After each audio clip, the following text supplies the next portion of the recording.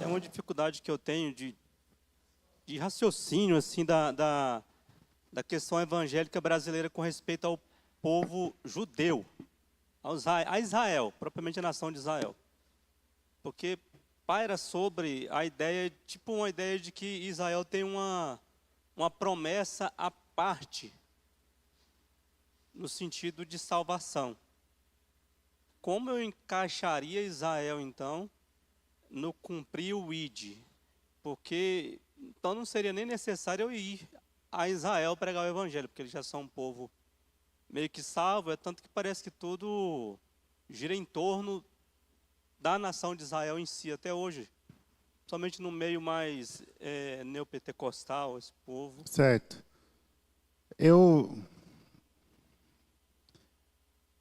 Eu acho que nós precisamos só inverter nosso raciocínio.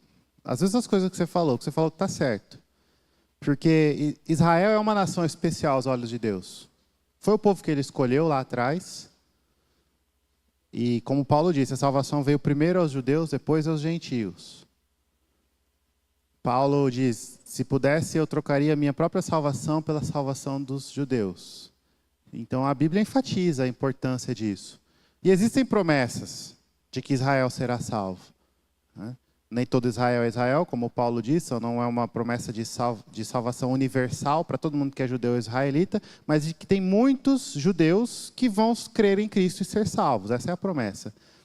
Então eu acho que o raciocínio não é pensar assim, mas se eles já têm a promessa de que muitos vão ser salvos, eu não vou gastar meu esforço evangelizando lá. Eu vou evangelizar em quem não tem promessa.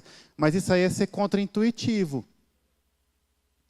Se tem promessa de que lá muitos vão ser salvos, é lá que eu vou evangelizar. Você entende? A gente tem que mudar o ângulo que a gente vê as coisas. Eu posso até gastar esforço, tempo e pregar aqui, mas aqui eu não tenho a promessa de que muitos serão salvos. Lá eu sei que muitos vão ser salvos, eu vou aonde? Se você vai pescar, e aqui você sabe que a chance de pegar peixe é muito maior, você vai ficar gastando o seu tempo e suas iscas e seu esforço onde você não tem essa garantia? Você entende? Nada impede você tentar pescar aqui também. E às vezes é até bom, mas você tem um lugar que você tem promessas. Eu acho que a gente deveria ser mais intencional na missão aos judeus. Orar mais pela conversão dos judeus, pregar mais para os judeus, porque Deus falou. Esse Israel é o povo dele. Não tem. Mas esse não é um problema só da IPB, não. Esse é um problema da igreja no mundo todo. Né? Do mundo todo.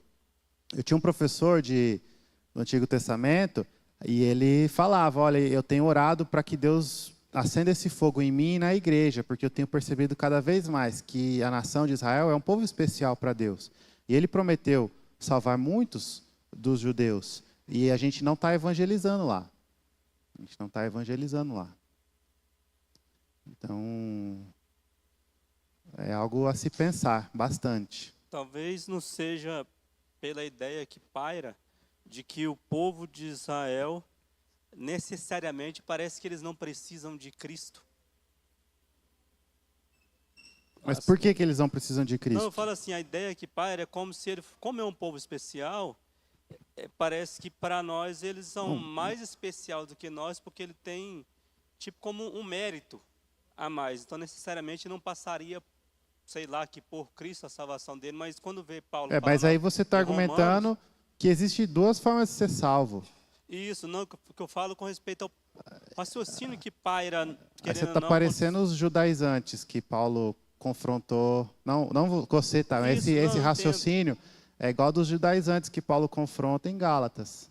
Isso, e Paulo fala A mensagem de isso. Gálatas é exatamente essa. Você pode ser judeu, se você não crê em Jesus Cristo, você não é salvo não, meu amigo. É desse jeito. Então talvez precisa, né, do povo que crê em Cristo, ter essa percepção que eles precisam de Cristo, porque o que eu falo parece que para nós que temos a Cristo, eles é como se eles não precisassem de Cristo, porque parece tudo a gente meio que paga pedágio para Israel, como se Então, é um negócio estranho.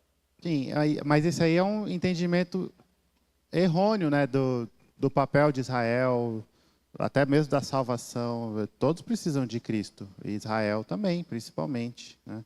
Mas eu entendo a posição que o irmão está trazendo e mostrando, e realmente existe essa dificuldade. A gente não evangeliza os judeus. Existe, às vezes, até um preconceito, né? Que deveria ser removido, né? Deveria ser removido. A igreja deveria evangelizar os judeus bastante, né?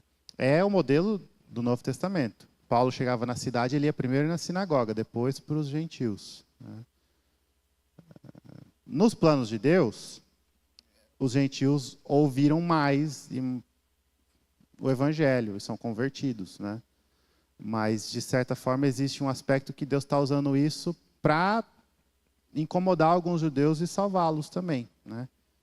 Então, eu não gosto dessa expressão, mas eu já ouvi uma vez, é como se Deus estivesse usando a salvação dos gentios para causar inveja nos judeus e incomodá-los a virem para Cristo também.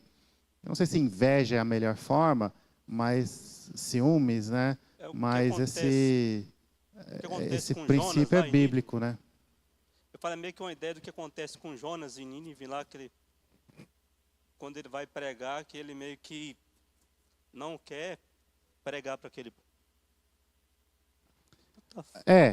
A motivação de Jonas era diferente, mas acontece isso, de não querer pregar para alguns povos, né? Isso existe, isso é possível.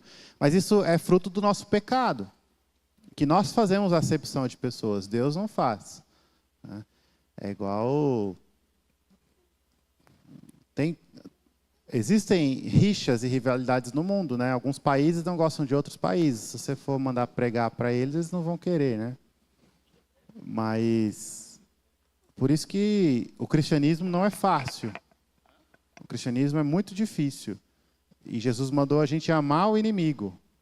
E amar o inimigo é evangelizar também, principalmente, né? Então, você evangelizar o seu inimigo, né, é muito, muito complicado. Precisa de uma santificação e da graça de Deus de tal maneira que, eu confesso, me deixa constrangido. Isso me lembra a história da missionária Elizabeth Elliot.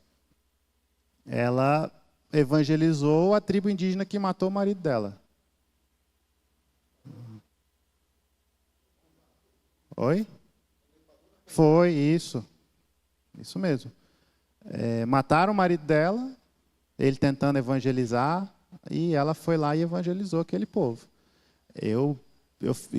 Toda vez que eu penso nisso, me constrange de tal modo, porque eu penso, será que eu conseguiria falar do amor de Cristo?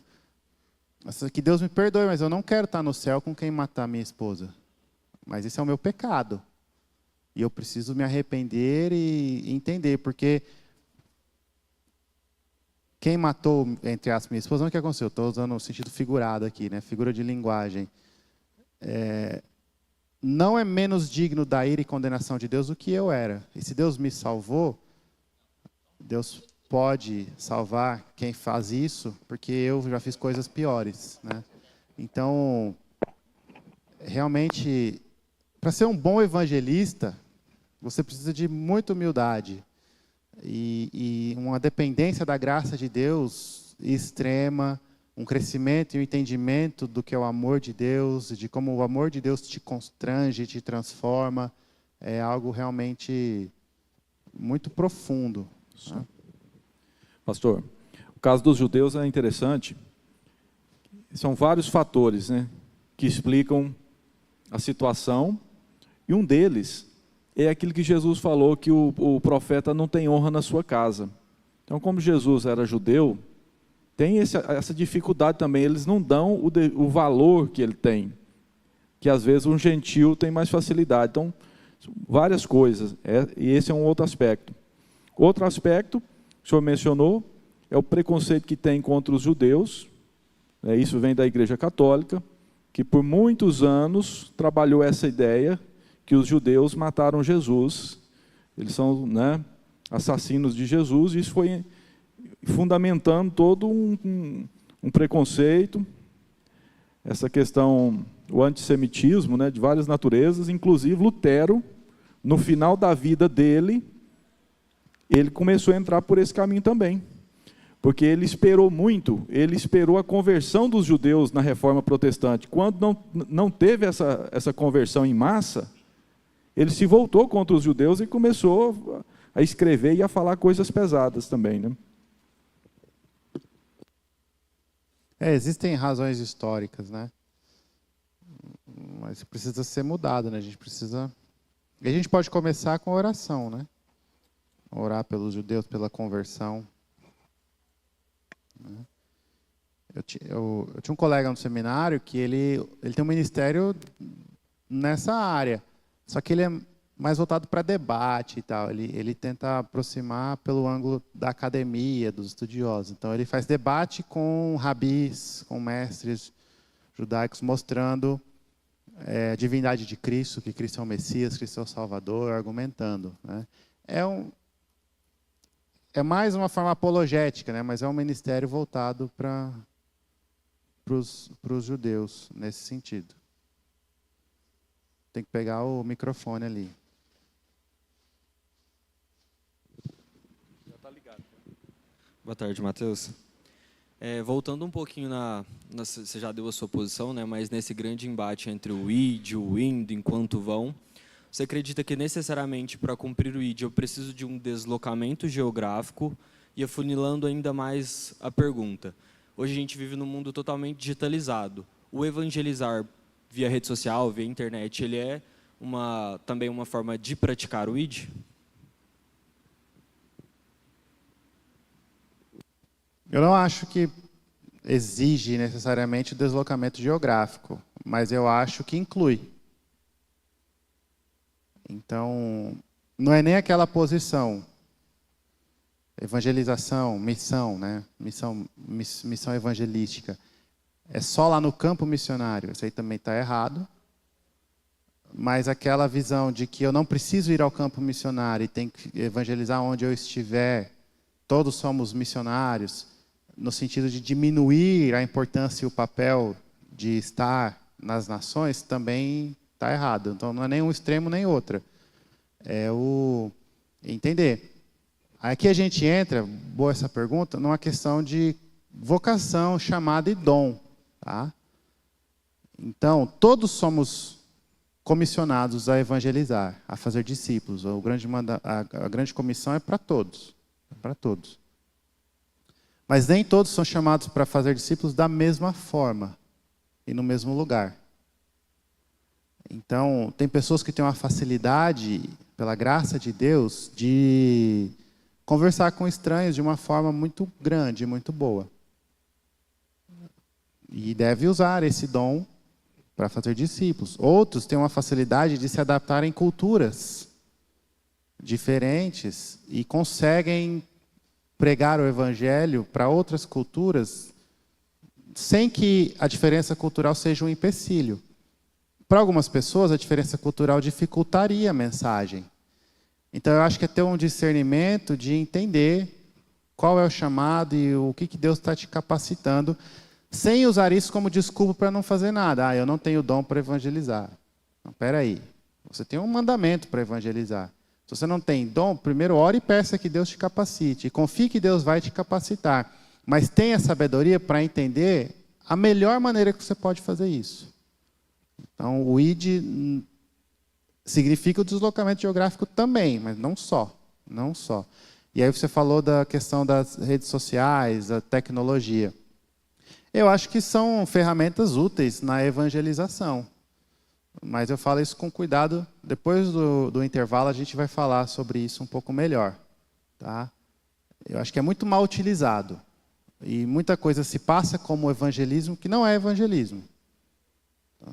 Não é porque tem uma música bonita e o nome de Jesus no meio que é de Jesus. Infelizmente.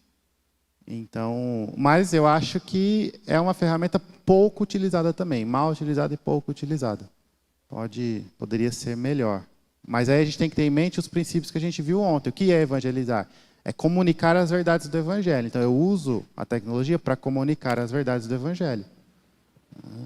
Aí você pode fazer isso através de um vídeo, de um folheto, de um blog, de um podcast, e as formas são inúmeras, mas o objetivo é comunicar as verdades do Evangelho.